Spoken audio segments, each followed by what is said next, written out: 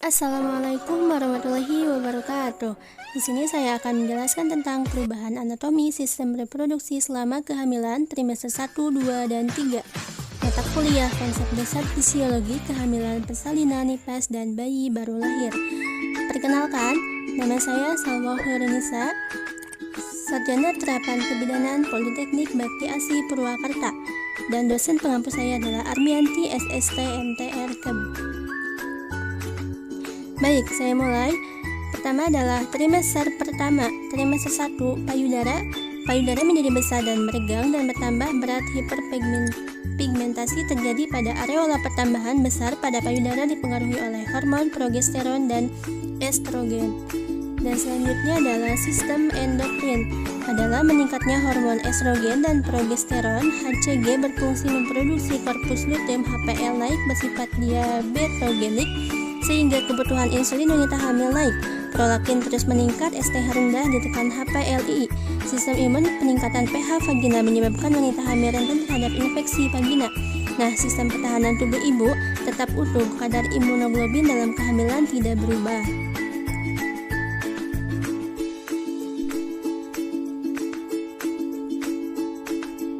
Kemudian yang selanjutnya adalah uterus. Nah, yang pertama adalah uterus. Jadi, pada minggu-minggu pertama kehamilan, uterus masih seperti bentuk aslinya seperti buah alpukat. Nah, pada akhir kehamilan 12 minggu, uterus akan menyentuh dinding abdominal, mendorong usus seiring perkembangannya.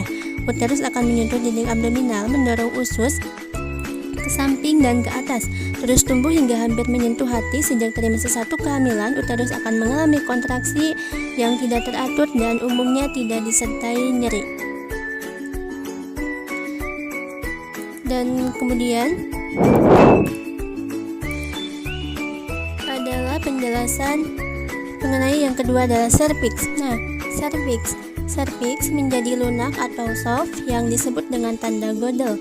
Banyak jaringan ikat yang mengandung kolagen. Kelenjar servikal membesar dan mengeluarkan banyak cairan mukus karena pertambahan dan pelebaran pembuluh darah. Warnanya menjadi livid yang disebut dengan tanda Chadwick. Kemudian penjelasan yang selanjutnya trimester 1 yang ketiga adalah mengenai ovarium. Nah, ovarium, proses ovulasi selama kehamilan akan terhenti dan pematangan folikel baru juga ditunda. Hanya satu korpus luteum yang dapat ditemukan di ovarium. Folikel ini akan berfungsi maksimal selama 6-7 minggu awal kehamilan dan setelah itu akan berperan sebagai yang relatif minimal. Kemudian selanjutnya di sini ada vagina dan vulva. Nah, minggu ke-8 terjadi hipervaskularisasi sehingga vagina tampak merah dan kebiruan atau tanda Chadwick. Mengalami desquamasi atau pelepasan elemen epitel pada sel-sel vagina akibat stimulasi estrogen membentuk rabas vagina disebut dengan leukorrhea atau keputihan. Kemudian kita lihat pada trimester kedua, perubahan pada ibu hamil, payudara menjadi lebih besar. Nah, areola payudara makin hitam karena hiperpigmentasi.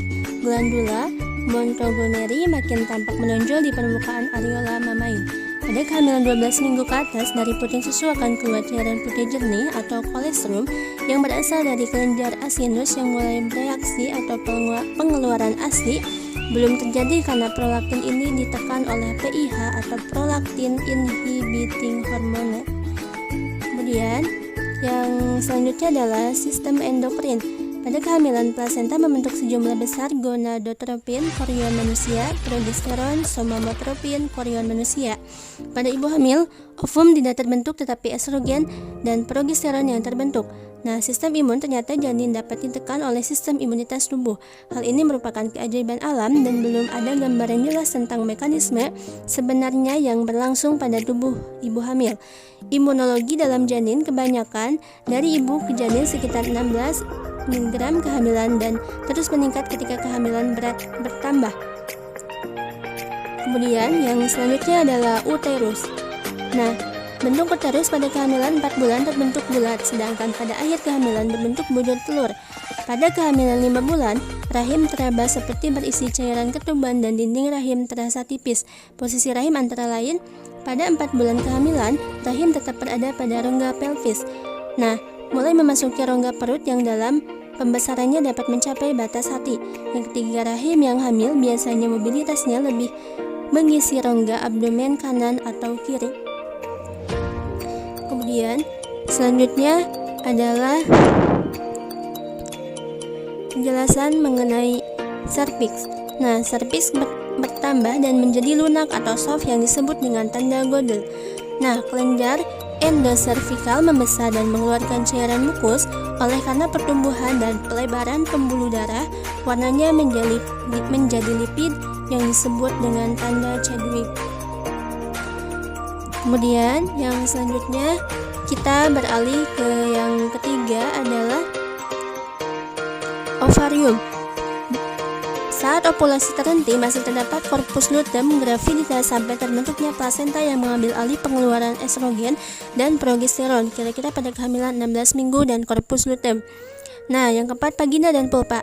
Terjadi peningkatan vaskularisasi vagina dan peningkatan sensitivitas yang menyolok serta meningkatkan libido. Kemudian, yang selanjutnya adalah ke trimester 3. Nah, yang pertama uterus. Berat uterus naik secara luar biasa lebih dari 30 gram sampai 1000 gram pada akhir kehamilan 40 minggu. Pada kehamilan tua, kontraksi otot-otot bagian atas uterus menyebabkan SBR menjadi lebih besar, lebih lebar dan tipis. Yang kedua adalah serviks.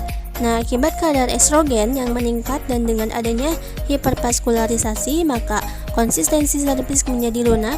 Serviks uteri lebih banyak mengandung jaringan ikat yang terdiri atas kolagen.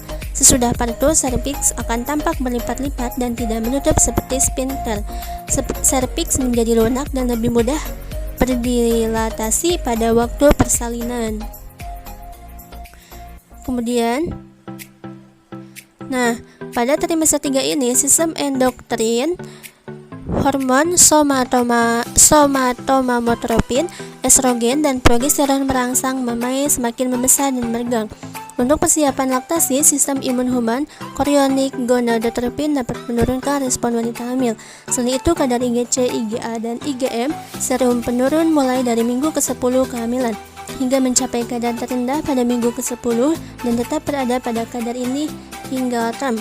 Perubahan-perubahan ini dapat menjelaskan peningkatan resiko infeksi yang tidak masuk akal pada wanita hamil.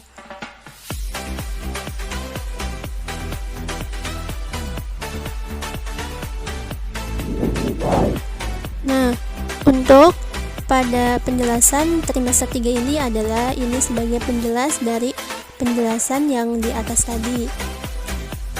Kemudian di sini ada pada trimester 3 ovarium, ovulasi terhenti, fungsi pengeluaran hormon estrogen dan progesteron diambil alih oleh plasenta. Kemudian vagina dan vulva mengalami perubahan karena pengaruh estrogen. Akibat dari hipervaskularisi, vagina dan vulva terlihat lebih merah atau kebiruan. Baik, cukup sekian penjelasan dari saya, kurang lebihnya mohon dimaafkan. Semoga materi ini dapat bermanfaat. Terima kasih. Wassalamualaikum warahmatullahi wabarakatuh.